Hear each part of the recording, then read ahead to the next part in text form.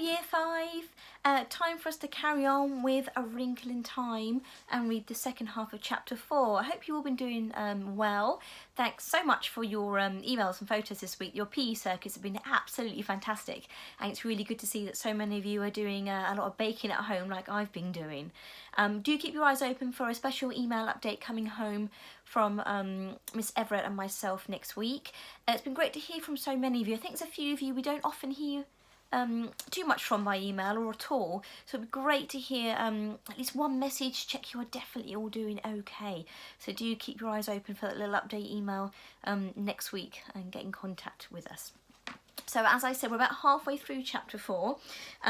We ended it just at the point where Mrs. Whatsit became a beautiful horse in the magical land that Calvin and the other characters stopped in briefly, and Mrs. Witch commanded that the children climb to the back of Mrs. Whatsit, and she said, "Onto my back now," and we're going to carry on from there, so hopefully you can find the space in your book halfway through chapter 4.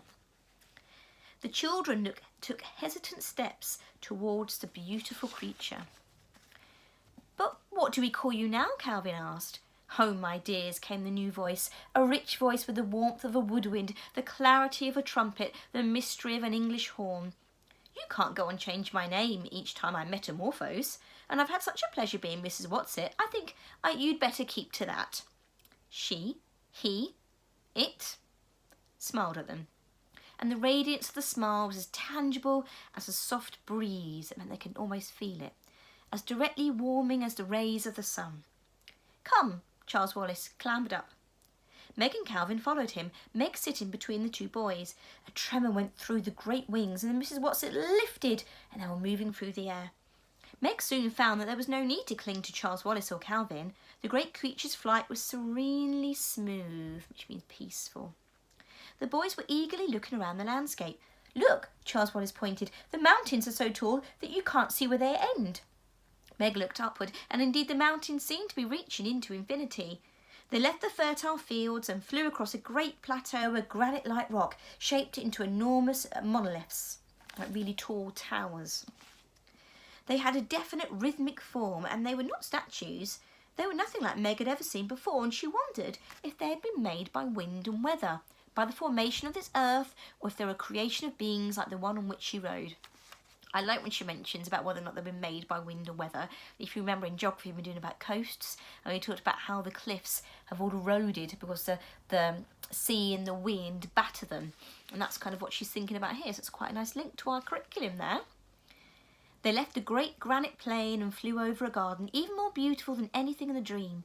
In it were gathered many of the creatures like the one Mrs. Whatsit had become, some lying among the flowers, some swinging and swimming in a broad crystal river that flowed through the garden, some flying in what Meg was sure must be a kind of dance, moving in and out above the trees.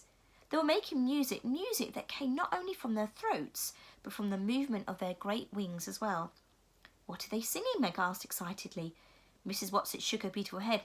"I won't go into your words. I can't possibly transfer it into words. Are you getting any of it, Charles?" Charles Wallace sat very still on the broad back, on his face an intently listening look, the look he had when he delved into Meg or his mother. "A little, just a very little, but I think I could get more in time." "Yes, you could learn it, Charles, but there isn't time. We can only stay here long enough to rest up and make a few preparations." Meg hardly listened to her. "I want to know what they're saying. I want to know what it means." "Try, Charles," Mrs. Whatsit urged. "Try to translate. You can let yourself go now. You don't have to hold back." Now, I wonder what she means by that. Now, we've already heard a lot about Charles Wallace and how he can do many, many amazing things and almost read people's minds and things like that. So obviously we're learning more and more about just how amazing this little boy really is. "But I can't," Charles Wallace cried in an anguished voice. "I don't know enough, not yet." "Then try and work with me and I'll see if I can't verbalise it a little for them." Charles Wallace got this look of probing, of listening. "I know that look," Meg thought suddenly. "Now I think I know what it means, because I've had it myself, sometimes doing maths with Father, and a problem is just about to become clear." Mrs. Whatsit seemed to be listening to Charles's thoughts. "Well, yes, that's an idea. I can try. Too bad you don't really know it, so you can give it to me direct, Charles. It's so much work this way." "Don't be lazy," Charles said. Mrs. Watson did not take offence. She explained, "Oh, it's my favourite kind of work, Charles. That's why they chose me to go along, even though I'm so much younger. It's my one real talent. But it takes a tremendous amount of energy, and we're going to need every ounce of energy for what's ahead of us. But I'll try. For Calvin and Meg, I'll try." She was silent.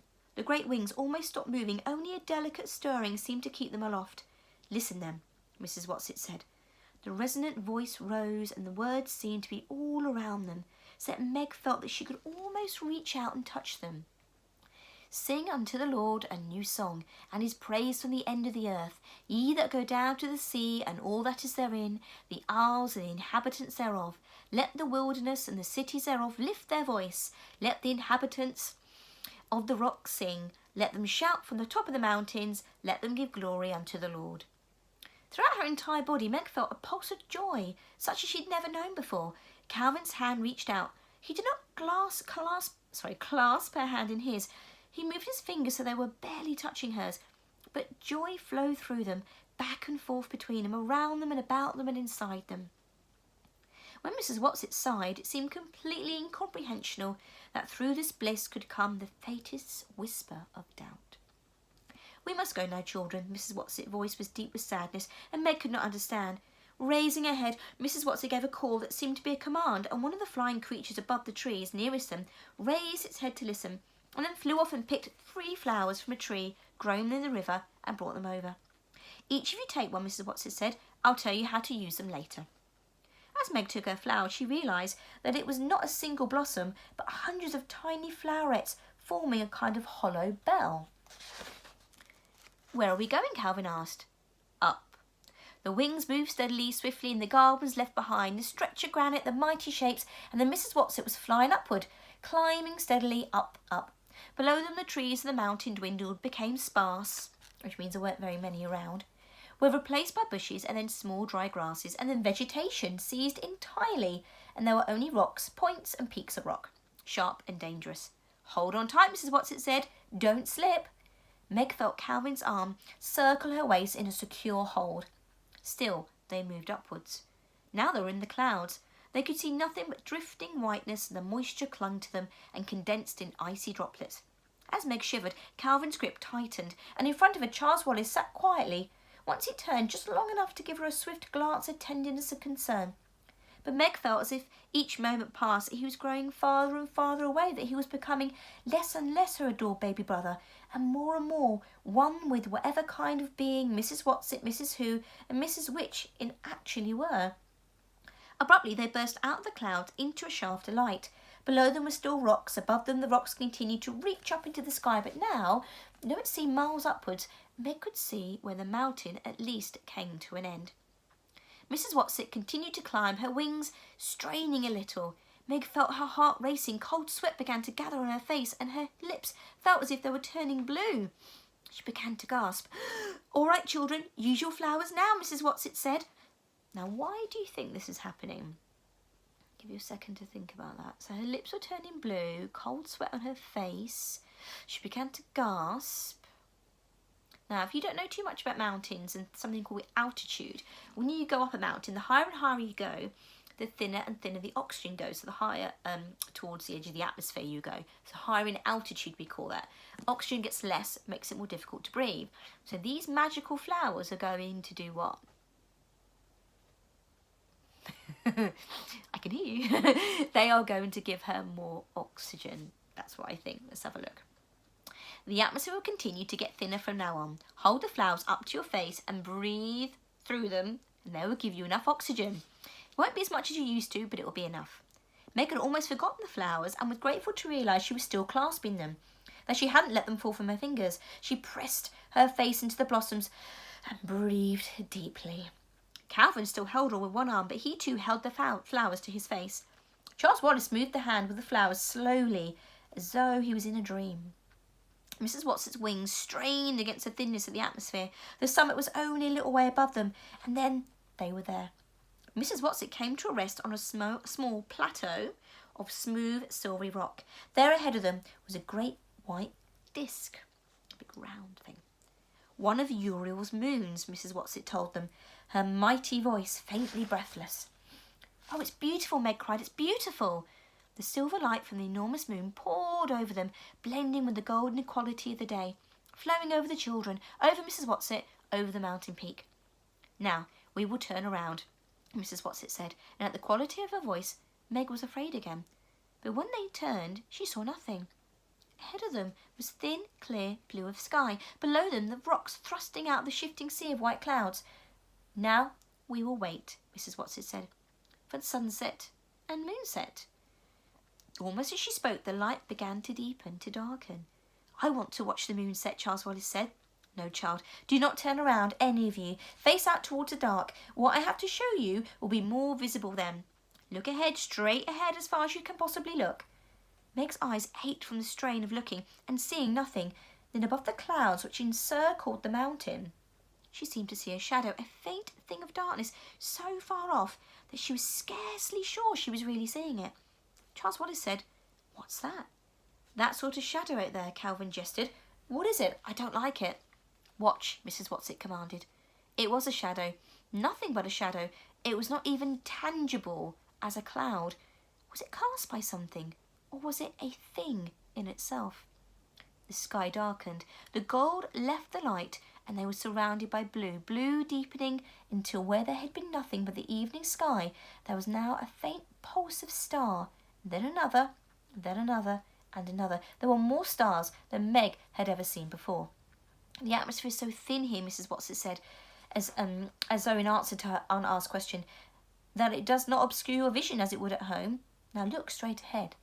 That means quite often at home there's so much pollution in our cities that when you look up to the sky, you can't really see through all that smog. But when you're out in the countryside or somewhere where there's not so much pollution, you can see right up into the sky and you can see thousands of stars. Meg looked. The dark shadow was still there. It had not lessened or dispersed with the coming of night, and where the shadow was, the stars were not visible.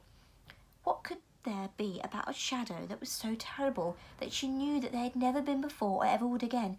Anything that would chill her with a fear that was beyond shuddering, beyond crying or screaming, beyond the possibility of comfort. Meg's hand holding the blossom slowly dropped, and it seemed as though a knife gashed through her lungs.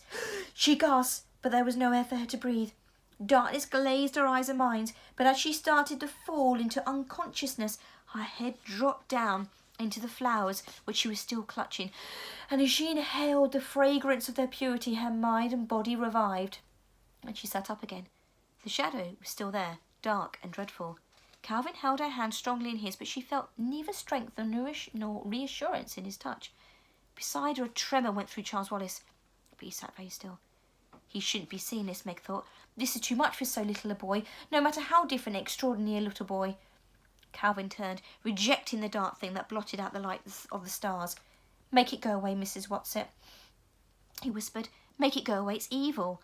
Slowly the great creature turned around so that the shadow was behind them, so that now they only saw the stars unobscured, the soft throb of starlight on the mountain, the descending circle of the great moon swiftly slipping over the horizon.